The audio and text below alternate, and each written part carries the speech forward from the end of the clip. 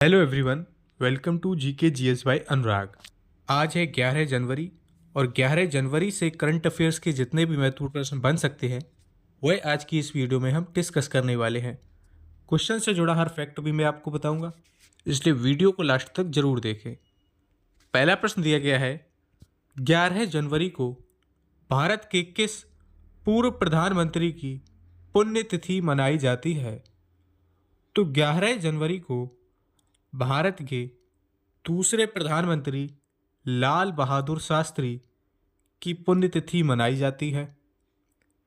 उनका निधन 11 जनवरी 1966 को उज्बेकिस्तान की राजधानी ताशकंद में हुआ था। उन्होंने 1965 के भारत पाकिस्तान युद्ध के दौरान जय जवान जय किसान का ऐतिहासिक नारा दिया था।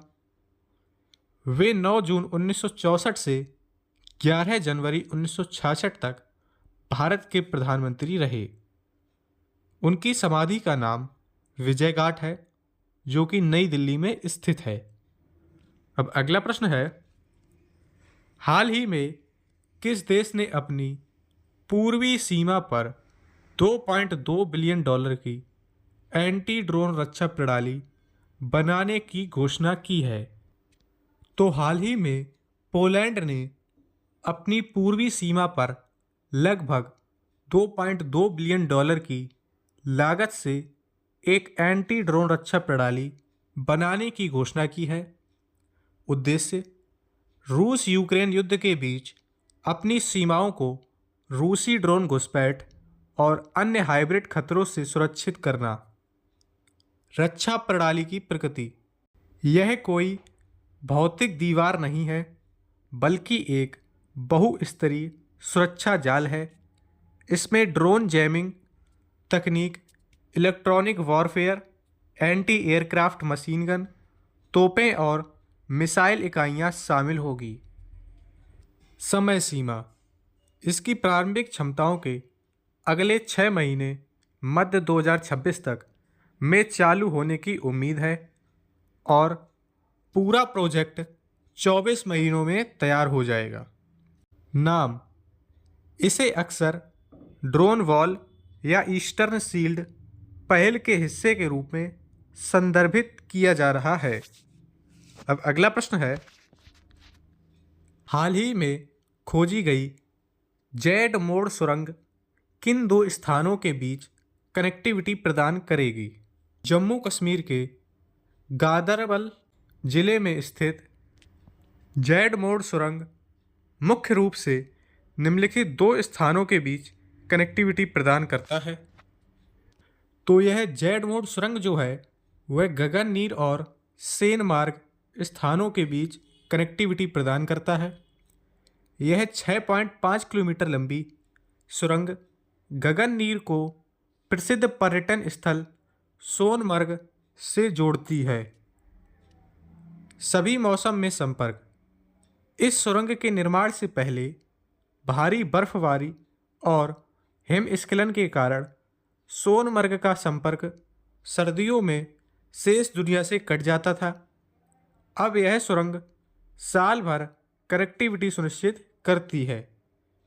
उद्घाटन, प्रधानमंत्री नरेंद्र मोदी 13 जनवरी 2025 को इस रणनीतिक सुरंग का उद्घाटन किया था। रणनीतिक महत्व, यह सुरंग श्रीनगर लेह राजमार्ग NH1 पर स्थित है और कश्मीर घाटी को लद्दाख से जोड़ने की दिशा में एक महत्वपूर्ण कदम है।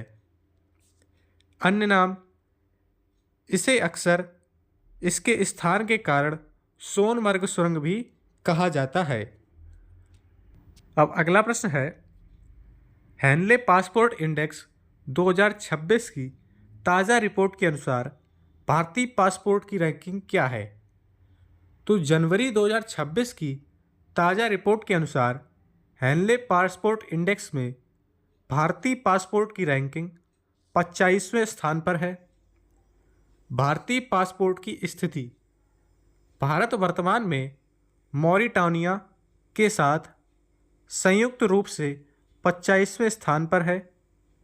भारतीय पासपोर्ट धारक दुनिया के 57 देशों में बिना पूर्व वीज़ा के यात्रा कर सकते हैं। शीर्ष देश, इस सूची में सिंगापुर पहले स्थान पर बना हुआ है, जिसके नागरिक 193 से अधिक गंतव्यों पर वीज़ा मुक्त पहुंच का लाभ उठा सकते हैं। दूसरे स्थान पर जापान और दक्षिण कोरिया। पड़ोसी देश, पाकिस्तान इस इंडेक्स में काफ़ी नीचे 103वें स्थान के आसपास है। अब हम देखते हैं 2025 के वैश्विक सूचकांकों और क्षेत्रों में भारत की स्थिति। अर्थव्यवस्था, भारत दुनिया की चौथी सबसे बड़ी अर्थव्यवस्था बन गया है, जो जापान से आगे निकल गया है। क्रय शक्ति समानता के आधार पर भारत तीसरे स्थान पर है। सैन्य शक्ति, ग्लोबल फायर पावर इंडेक्स 2025 के अनुसार भारत दुनिया की चौथी सबसे शक्तिशाली सेना है। अक्षय ऊर्जा, भारत कुल स्थापित अक्षय ऊर्जा क्षमता में विश्व स्तर पर चौथे स्थान पर है। सौर ऊर्जा क्षमता में भारत तीसरे स्थान पर और पवन ऊर्जा में चौथे स्थान पर है। ग्लोबल इनोवेशन इंडेक्स, भारत 38वें स्थान पर है, जो 2015 के 21वें स्थान से एक बड़ी छलांग है। स्टार्टअप इकोसिस्टम, भारत दुनिया का तीसरा सबसे बड़ा स्टार्टअप इकोसिस्टम बना हुआ है और हुरून ग्लोबल यूनिकॉर्न इंडेक्स में भी तीसरे स्थान पर है। अनुसंधान प्रकाशन, शोध पत्रों के मामले में भारत वैश्विक स्तर पर तीसरे स्थान पर है। वैश्विक सूचकांक, भारत 115वें स्थान पर है। अब अगला प्रश्न है, गुजरात का कौन सा शहर हाल ही में भारत का पहला स्लम मुक्त अर्थात झुग्गी मुक्त शहर बनने की ओर अग्रसर है? तो जनवरी 2026 की ताज़ा रिपोर्टों के अनुसार सूरत भारत का पहला स्लम मुक्त मेगा सिटी बनने की ओर अग्रसर है, जबकि चंडीगढ़ भारत का पहला ऐसा शहर बन चुका है जो स्लम मुक्त है अर्थात झुग्गी मुक्त है। जनसंख्या का पैमाना, हालांकि चंडीगढ़ पहले से ही भारत का पहला स्लम मुक्त शहर माना जाता है, लगभग 10 लाख की आबादी, लेकिन सूरत 70 लाख से अधिक की आबादी वाला ऐसा पहला महानगर होगा। प्रगति, पिछले 2 दशकों में सूरत की झुग्गी बस्तियों में रहने वाली आबादी 38% से घटकर 5% रह गई है। प्रमुख योजनाएं, सूरत नगर निगम ने प्रधानमंत्री आवास योजना और राज्य की विभिन्न आवास पुनर्निर्वास योजनाओं के माध्यम से झुग्गियों को आधुनिक अपार्टमेंट में बदलने का काम किया है। भविष्य की योजना, गुजरात सरकार ने इस सफल मॉडल को राज्य के अन्य बड़े शहर जैसे अहमदाबाद, वडोदरा और राजकोट में भी चरणों में लागू करने के निर्देश दिए हैं। अब अगला प्रश्न है, जनवरी 2026 में एक्सिम बैंक ने अपने दोहरे किस्त वाले अमेरिकी डॉलर बॉन्ड के माध्यम से कितनी राशि जुटाई है? तो export import bank of India अर्थात एक्सिम बैंक ने जनवरी 2026 में अपने दोहरे किस्त वाले अमेरिकी डॉलर बॉन्ड के माध्यम से कुल 1 बिलियन अमेरिकी डॉलर लगभग 8,570 करोड़ की राशि जुटाई है। यह राशि 2 अलग अलग ट्रांचेस में जुटाई गई है। $500 मिलियन 10 वर्षीय बॉन्ड के माध्यम से, जिसकी कीमत 5% थी, और $500 मिलियन 30 वर्षीय बॉन्ड के माध्यम से, जिसकी कीमत 5.75% थी। मुख्य अंतर्दृष्टि, यह 2026 में भारत की ओर से अंतर्राष्ट्रीय बाजारों में पहला डॉलर बॉन्ड निर्गम था। 30 वर्षीय बॉन्ड किसी भी भारतीय बैंकिंग वित्तीय संस्थान द्वारा अंतर्राष्ट्रीय पूंजी बाजार में जारी किया गया पहला 30 वर्षीय अमेरिकी डॉलर बॉन्ड है। इस निर्गम को निवेशकों से भारी प्रतिक्रिया मिली, जिसमें $8 बिलियन से अधिक की मांग देखी गई, जिससे बैंक को आक्रामक मूल्य निर्धारण प्राप्त करने में मदद मिली। जुटाए गए धन का उपयोग विदेशी निवेश और पूंजीगत सामानों के आयात के लिए ऋण सहित अन्य फंडिंग के लिए किया जाएगा। अब अगला प्रश्न है, हाल ही में केंद्र सरकार ने उन्नत टेलीकॉम तकनीकों के अध्ययन के लिए किस आईआईटी के साथ समझौता किया है? तो 8 जनवरी 2026 को केंद्र सरकार के दूरसंचार विभाग की तकनीकी शाखा दूरसंचार इंजीनियरिंग केंद्र ने भारतीय प्रौद्योगिकी संस्थान कानपुर आईआईटी कानपुर के साथ एक समझौता ज्ञापन पर हस्ताक्षर किए हैं। तो उन्नत टेलीकॉम तकनीकों के अध्ययन के लिए आईआईटी कानपुर के साथ समझौता किया गया है। उद्देश्य उन्नत टेलीकॉम तकनीकों, अनुसंधान और वैश्विक मानकीकरण गतिविधियों में संयुक्त अध्ययन करना। फोकस क्षेत्र यह साझेदारी मुख्य रूप से 6G दूरसंचार में artificial intelligence, non terrestrial network, internet of things, digital twin और क्वांटम संचार जैसी भविष्य की तकनीकों के लिए भारत विशिष्ट मानकों के विकास पर केंद्रित है। वैश्विक नेतृत्व इसका लक्ष्य अंतर्राष्ट्रीय मानक निकायों जैसे ITU और 3GPP में भारत की भागीदारी और प्रभाव को बढ़ाना है। इसके अलावा दूरसंचार विभाग ने 2025 में IIT गांधीनगर के साथ भी एक समझौता किया था, जिसके तहत वहां एक उत्कृष्टता केंद्र स्थापित करने की घोषणा की गई थी। अब अगला प्रश्न है, भारतीय सेना ने तकनीक संचालित बल बनने के लिए वर्ष 2026 को किस रूप में घोषित किया है? तो भारतीय सेना ने तकनीकी बल संचालित बनने के अपने प्रयासों के तहत वर्ष 2026 को नेटवर्किंग और डेटा केंद्रितता का वर्ष के रूप में घोषित किया है। उद्देश्य भारतीय सेना को एक भविष्य तैयार और तकनीक संचालित बल में बदलना, जहां डेटा को एक महत्वपूर्ण युद्धक संपत्ति माना जाएगा। प्रमुख फोकस डिजिटल एकीकरण, वास्तविक समय में डेटा साझा करना और निर्णय लेने की क्षमताओं को बढ़ाना इसका मुख्य लक्ष्य है। घोषणा सेना प्रमुख जनरल उपेंद्र द्विवेदी ने जनवरी 2026 में अपने नए साल के संदेश के दौरान इसकी आधिकारिक घोषणा की। क्रम यह पहल सेना के परिवर्तन के दशक 2023 से 32 का हिस्सा है। इससे पहले वर्ष 2024 और 2025 को प्रौद्योगिकी अवशोषण वर्ष के रूप में मनाया गया था। अब अगला प्रश्न है, हाल ही में परमाणु ऊर्जा नियामक बोर्ड के नए अध्यक्ष के रूप में किसे नियुक्त किया गया है? तो विख्यात वैज्ञानिक श्री A.K. बालासुब्रमण्यन को परमाणु ऊर्जा नियामक बोर्ड के नए अध्यक्ष के रूप में नियुक्त किया गया है। श्री A.K.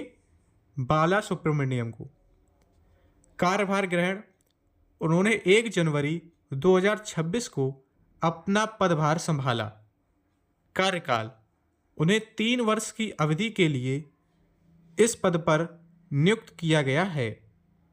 उत्तराधिकारी उन्होंने डॉक्टर दिनेश कुमार शुक्ला का स्थान लिया है, जिनका कार्यकाल 31 दिसंबर 2025 को समाप्त हुआ था। अनुभव श्री बालासुब्रमण्यन को परमाणु ऊर्जा संयंत्रों के डिजाइन, सुरक्षा मूल्यांकन और निर्माण में लगभग 40 वर्षों का अनुभव है। पूर्व अनुभव इस नियुक्ति से पहले वह NPCIL के बोर्ड में निदेशक के रूप में कार्य कर चुके हैं और भारतीय राष्ट्रीय इंजीनियरिंग अकादमी के फेलो हैं। अब हम देखते हैं संवैधानिक और शीर्ष सरकारी नियुक्तियां। मुख्य न्यायाधीश जस्टिस सूर्यकांत ने 24 नवंबर 2025 को भारत के 53वें मुख्य न्यायाधीश के रूप में कार्यभार संभाला। उपराष्ट्रपति CP राधाकृष्णन 12 सितंबर 2025 को भारत के नए उपराष्ट्रपति निर्वाचित हुए। कैबिनेट सचिव डॉक्टर TV सोमनाथ को भारत का नया कैबिनेट सचिव नियुक्त किया गया है।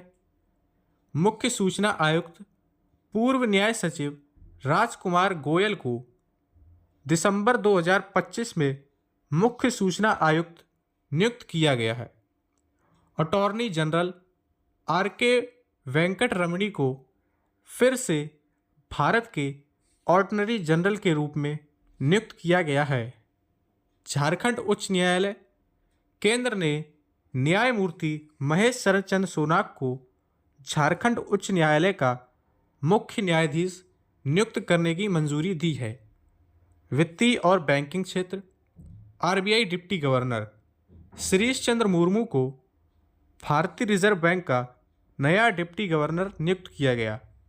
LIC प्रबंध निदेशक रामकृष्णन चंदर ने 1 दिसंबर 2025 से जीवन बीमा निगम LIC के प्रबंध निदेशक के रूप में कार्यभार संभाला। CBIC अध्यक्ष विवेक चतुर्वेदी को केंद्रीय अप्रत्यक्ष और सीमा शुल्क बोर्ड का नया अध्यक्ष नियुक्त किया गया है। सेबी अध्यक्ष तुहिन कांत पांडे को भारतीय प्रतिभूति और विनिमय बोर्ड का अध्यक्ष नियुक्त किया गया है। अब अगला प्रश्न है, हाल ही में किस राज्य सरकार ने मुख्यमंत्री युवा उद्यमी विकास अभियान शुरू किया है? तो मुख्यमंत्री युवा उद्यमी विकास अभियान हाल ही में उत्तर प्रदेश सरकार द्वारा शुरू किया गया है। मुख्यमंत्री योगी आदित्यनाथ ने राज्य के युवाओं के बीच उद्यमिता और स्वरोजगार को बढ़ावा देने के लिए इस योजना की शुरुआत की है। ब्याज मुक्त ऋण योग्य युवा उद्यमियों को उद्योग और सेवा क्षेत्रों में अपनी परियोजनाएं शुरू करने के लिए 5 रुपये लाख तक का ब्याज मुक्त और गारंटी मुक्त ऋण प्रदान किया जाता है। वित्तीय सहायता सरकार परियोजनाओं लागत पर 10% की मार्जिन मनी सब्सिडी भी उपलब्ध करा रही है। लक्ष्य इस अभियान का लक्ष्य हर साल 1 लाख युवाओं को प्रशिक्षित कर उद्यमी बनाना है, जिससे अगले 10 वर्षों में 10 लाख रोजगार के अवसर पैदा हो सकें। पात्रता इस योजना का लाभ 21 से 40 वर्ष की आयु के वे युवा उठा सकते हैं जिन्होंने विश्वकर्मा श्रम सम्मान योजना या एक जिला उत्पाद जैसी सरकारी योजनाओं के तहत प्रशिक्षण प्राप्त किया हो या जिनके पास किसी मान्यता प्राप्त संस्थान से डिग्री या डिप्लोमा हो। तो ये थे 11 जनवरी के महत्वपूर्ण करंट अफेयर्स।